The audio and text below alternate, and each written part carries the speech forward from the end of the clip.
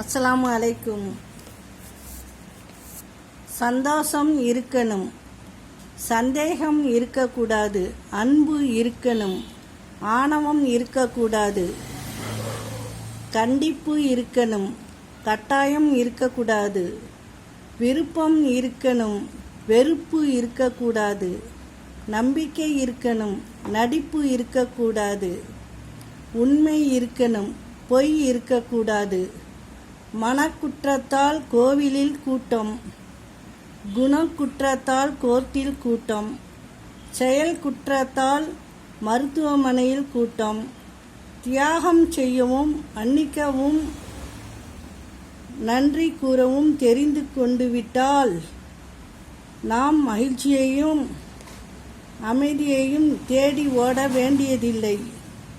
இவை தாமாகவே நம்மை தேடி வரும். சந்தோஷம் ஊதுபத்தி மாதிரி பொசுக்குன்னு முடிஞ்சிடும்.